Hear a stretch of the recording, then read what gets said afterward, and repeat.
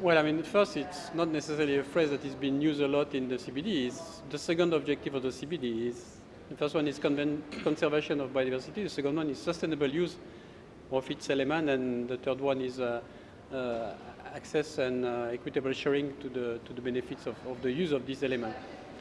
Sustainable use, it's a sort of it's pretty simple in a sense, and to explain it, it's very difficult to do. Is how can you use a natural resource today and make sure that your kids have the same resource for use tomorrow?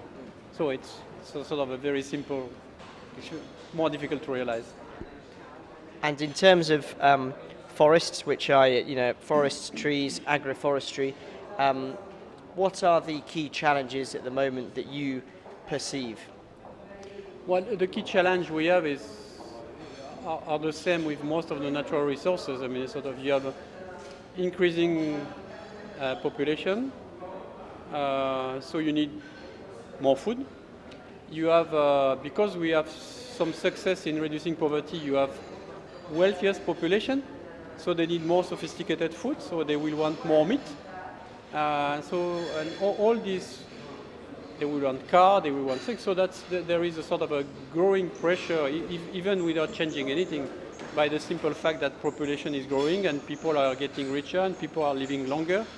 And as a result, what is happening is that we have achieved all this gain in terms of poverty reduction, better livelihood at the expense of natural resources and mainly forest and other natural ecosystems. 80% of the land that was deforested for agriculture was forest land. So, and what we like to do with the CBD and others is that we change this trajectory so that we can we keep developing, can we feed 9 billion people by 2050 without having forests disappear? I mean, when we talk about how can we do that, and particularly under this convention and other conventions, do you see real hope in mechanisms like REDD and REDD+? Are these the only ways in which we are going to be able to ensure that people both look after their forests and ensure that they remain for, as you said, for their children? Well, I think that REDD has offers certainly some opportunities, but that's one of the biggest mistakes is always trying to find the miracle silver bullet. I mean, sort of REDD is not going to solve all the problem. REDD is not going to feed the people, and so I would say that REDD is a good instrument, assuming that it is really put into force in one day, because they are still discussing. But it's not necessarily the single instrument, and I guess that probably locally developed solutions are probably as effective as they are as a sort of a global REDD project or global architecture. So I guess we should have activity efforts at every level. I mean, so at the local level and at the meso scale, at the regional level and at the global level. And REDD can help in a sense as what REDD did, at least for our sector, which is forest and trees, is that it brought back forest in the agenda. Forests that disappear from the agenda for various other reasons, and then suddenly people realize, oh, but forests store carbon. Oh, and if you degrade less forest, then you are a cheap way to store a bit of carbon. So you have this sort of a dual understanding of REDD. So with the developing country that say that sees REDD as a way to continue their development, and the developed country that sees REDD as a cheap way to offset carbon. So I guess there are ways to conciliate the two and have something that can be useful, but it's not going to solve all the problems. That's a policy that looks, I guess, at the supply side. When you look at the demand side, I'm sure many people, where I'm from in the UK and France, where you're from, use products with perhaps palm oil in them. What can be done on the demand side to encourage people to be aware that products they use could be harmful to forests? Well, I mean, sort of palm oil is a very good product. I mean, it's a very good oil. It's sustained high temperature. It's a good product. It's probably one of the most productive plants in the tropics. So small farmers that plant oil palm, they make a better living. But unfortunately, it grows in place where there is forest. But there is a huge, huge, huge expense of degraded land. I mean, so you don't need to cut virgin forest to plant palm oil. You can perfectly plant palm oil on degraded land. Simply, you don't get as much money as if you plant a forest, because what is happening is that people clear primary forest, they get the cash from the selling of the timber, and then they reinvest and they start benefiting immediately. But this is not something that is compulsory. I mean, you can perfectly plant palm oil on degraded land, at the same time feeding the need of the people for this oil, and not necessarily degrading forest.